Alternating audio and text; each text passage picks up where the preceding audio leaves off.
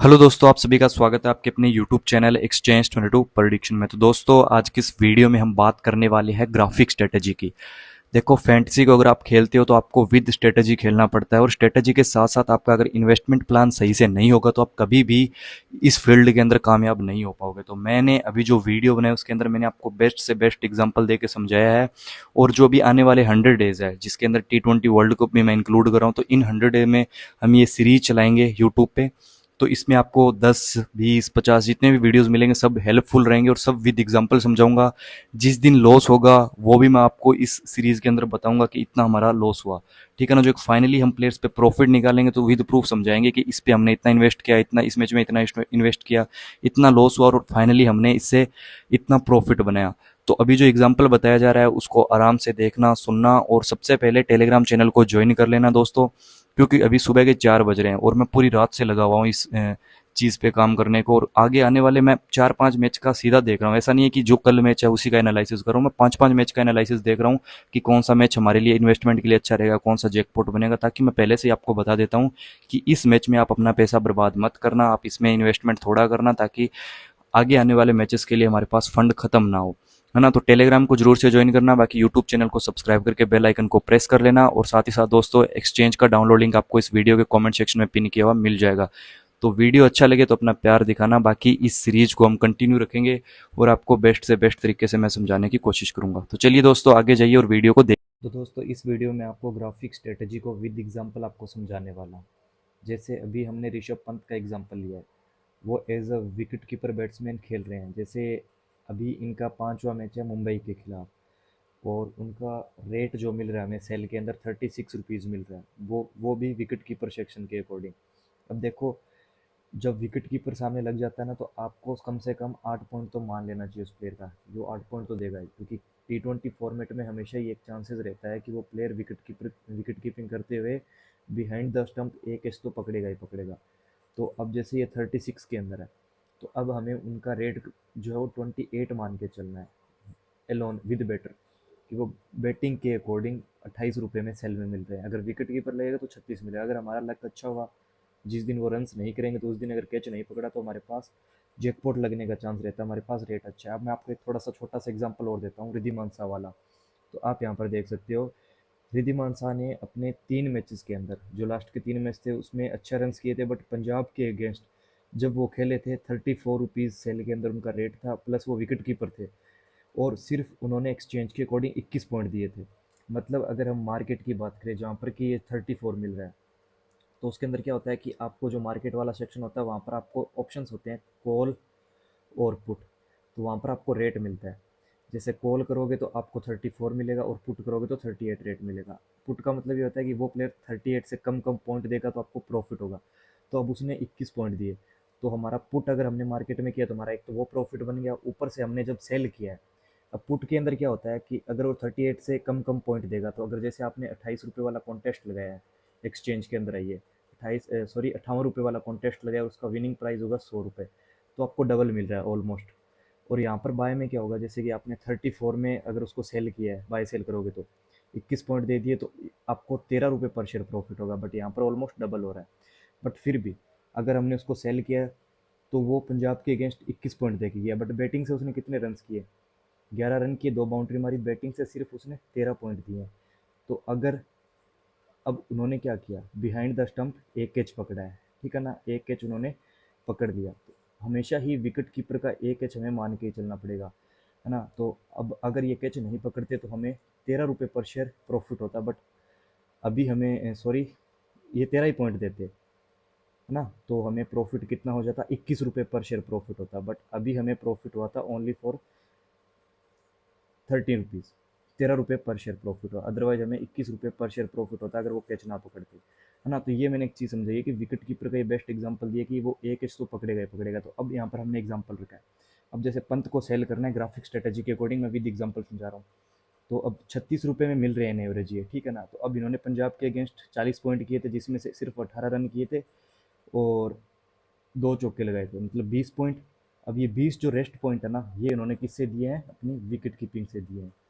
अब मैं इसीलिए हमेशा ही बोलता हूँ कि विकेट कीपर बैट्समैन सेल करना T20 फॉर्मेट में थोड़ा सा रिस्की रहता है। उसको अगर आप बाय करते हो ना कंपेरेटिवली, तो वो आपको प्रॉफिट देगा। बट हम जो सेल वाला जो बड़ा रिस्क लेके उसमें भी प्रॉफिट बना सकते हैं ना, उसमें भी हमें प्रॉफिट बनाना है। हम रिस्क, क्योंकि हमारी एक लाइन है एक्सचेंज के अंदर कि रिस्क है तो इश्क है। अब नेक्स्ट जो राजस्थान के अगेंस्ट गेम था उसमें भी उन्होंने 28 रन किए थे, 2 बाउंड्री लगाई थी और 1 सिक्स लगाया था, फिर 1 कैच पकड़ लिया। अब चेन्नई के अगेंस्ट 51 रन कर दिए और 4 चौके लगाए और 3 छक्के लगाए और उनका कैच भी ड्रॉप हो गया था। अदरवाइज़ ये थर्ड गेम में ही बट 25 रन पे ये कैच ड्रॉप वाला, यहाँ पर अब 50 मार दी तो डबल लॉस हो गया, अदरवाइज लॉस नहीं होता। और कोलकाता के अगेंस्ट 84 रन पॉइंट दिए थे एक्सचेंज के अकॉर्डिंग, 50 लगाई थी। अब देखो इनका 5वां गेम आ रहा है और अब से ग्राफिक स्ट्रेटजी स्टार्ट हो जाएगा। अब इन्वेस्टमेंट का क्राइटेरिया समझा देता हूँ। जैसे 36 रुपये इनका जो है रेट है। अब फर्स्ट गेम में आपको 5 शेयर लगाने हैं, आपको फंड इन्वेस्टमेंट नहीं करना, आपको शेयर्स के अकॉर्डिंग चलना है। जैसे हमने यहाँ पर 5 शेयर लिए, उसके बाद 15 शेयर, फिर 45 शेयर, फिर 135 शेयर। अब देखो मैं आपको समझाता हूँ। अब एक्सचेंज की एक खासियत है, यहाँ पर डबल लॉस नहीं हुआ हमारा, डबल लॉस नहीं हुआ। मैं समझाता हूँ कैसे। जैसे यहाँ पर ये 36 रुपये में थे तो यहाँ पर 40 पॉइंट दिए, तो ओनली फॉर 4 रुपये का लॉस हुआ। तो अब अगर हमारा टोटल अमाउंट चलता तो हम 15 शेयर लगाते, अब हमारा यहाँ पर लॉस नहीं हुआ, तो अब हम बच गए। फिर सेकंड गेम में भी जहाँ पर हमें 15 शेयर लगाने थे वहाँ पर भी ज़्यादा लॉस नहीं हुआ, तो अब हमें क्या करना, थर्ड बार जब हमें 45 शेयर्स लगाने थे ना, अब हम क्या करेंगे जहाँ से, क्योंकि अब हमारे पास ऐसा ही है, इन 2 गेम्स में हमारा लॉस हुआ ही नहीं। जहाँ पर हमने 5 शेयर से स्टार्ट किया, अब ये थर्ड वाला भी हमारा फर्स्ट से स्टार्ट हो सकता है। कैसे स्टार्ट करना है, अब हमें 45 शेयर की जगह 15 शेयर लगाने हैं, समझे ना। क्योंकि स्टार्टिंग में तो सिर्फ 4-4 रुपये का ही लॉस हुआ था, बाकी 32 रुपये पर शेयर के हिसाब से हमारा फंड वापस आ गया। अगर टोटल लॉस होता तो अलग बात है, क्योंकि कलर जैसी एप्लीकेशन में हम खेलते हैं जहाँ पर एक कलर नहीं आता तो हम 10 रुपये लगाते हैं तो 10 के 10 चले जाते हैं, इसलिए हमें 30 रुपये लगाने पड़ते हैं। बट यहाँ पर तो सिर्फ 4 रुपये गए हैं, 32 रुपये, लगभग हमारा इन्वेस्टमेंट का 90% तो वापस आ गया। तो अब हम क्या करेंगे, जो ये हमारा हमने फर्स्ट एंड सेकंड 5-5 शेयर से ट्राई किया था ना, अब यहाँ पर भी हमारा ऊपर ज़्यादा लॉस नहीं है। तो अब जो हम फर्स्ट और सेकंड, तीसरा ये चौथा है ना, ये हमारा वापस से 1 या 2 माना जाएगा। तो हम क्या करते, जहाँ पर 5 शेयर से स्टार्ट किया वहाँ पर 15 शेयर से स्टार्ट करेंगे, क्योंकि लॉस हमारा ज़्यादा नहीं हुआ है। अगर हम मिलाएं, जैसे 4-5 शेयर यहाँ पर लगाए तो यहाँ पर 20 रुपये का लॉस हुआ है, और यहाँ पर अगर हम देखें तो 60 रुपये का लॉस हुआ, तो टोटल ऊपर 80 रुपये का ही लॉस हुआ है ना। तो उसको निकालो, फिर हम 15 शेयर से स्टार्ट किया जैसे यहाँ पर, तो यहाँ पर इन्होंने थर्ड गेम के अंदर कितने पॉइंट्स दिए मैं आपको समझाता हूँ, 76। मतलब 15 शेयर के अकॉर्डिंग हमारा टोटल लॉस हो गया, फुल लॉस हो गया।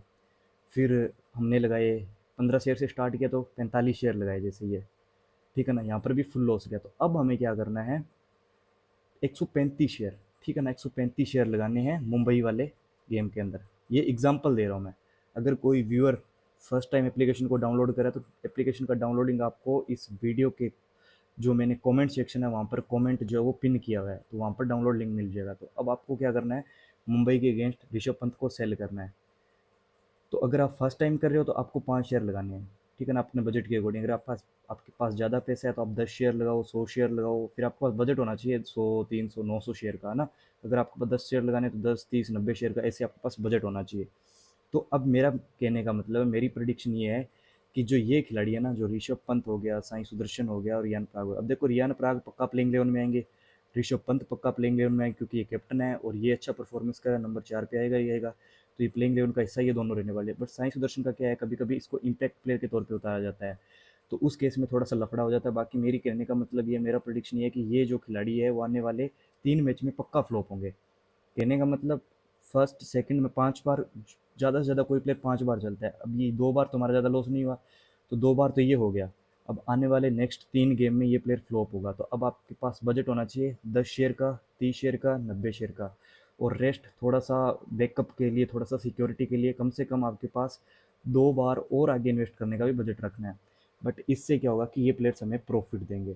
तो ये है हमारी ग्राफिक स्ट्रेटजी। बाकी एक चीज़ और बताऊँ ना, विकेट कीपर बैट्समैन से पंगा ना लो तो बढ़िया है, बट अब यहाँ से हमने पंगा ले लिया है।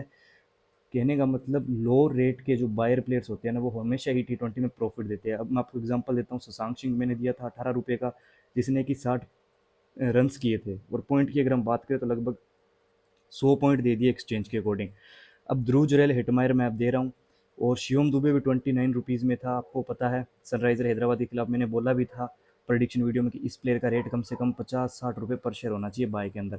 बस 29 रुपीज़ उसके लिए कुछ नहीं, क्योंकि वो आते आते ही 3 से 4 सिक्सेज लगा देता है 10 बॉल में ही, तो वो प्रॉफिट करवा देता है। तो हमेशा से ये चीज़ ध्यान रखना, जो हमारा नेक्स्ट वीडियो आएगा वो विद एग्जांपल मैं आपको समझाऊंगा, वो होगा बायर के लिए। अब हमेशा ही ग्राफिक स्ट्रेटजी पहले हम सेलर के लिए लगाते थे, अब बायर के लिए लगाएंगे। सेलर वाला प्लेयर कौन सा चूज़ करना है, हमें ओपनर चूज़ करना है ऑलवेज। जैसे कि नंबर 4 या 5 वाला क्या प्लेयर होता है, वो इनिंग को मेंटेन करता है, wicket keeper batsman. Riddhiman Saha क्या करता था, ओपनर आता था, हमने ट्राई किया, प्रॉफिट दे दिया। अब से हम जो है वो एक कैटेगरीज बनाएंगे सेलर की, कि उसका बैटिंग पोजीशन क्या होता है, उस टीम के खिलाफ उसका क्या रिकॉर्ड है, तो उस हिसाब से हम प्रॉफिट बनाएंगे। बाकी अगर आपको ये वीडियो अच्छा लगा हो तो लाइक करना। बाकी मैं ऐसी ही एक पूरी सीरीज चलाऊंगा इन 100 डेज में, चाहे मेरे से 10 वीडियो बने, चाहे मेरे से 50 वीडियो बने, जितने भी कोशिश हो पाएगी मैं आपकी हेल्प करूंगा। अगर वीडियो अच्छा लगा तो एक लाइक कर देना, चैनल को सब्सक्राइब कर देना। बाकी मिलते हैं नेक्स्ट वीडियो में, तब तक के लिए जय हिंद, जय भारत।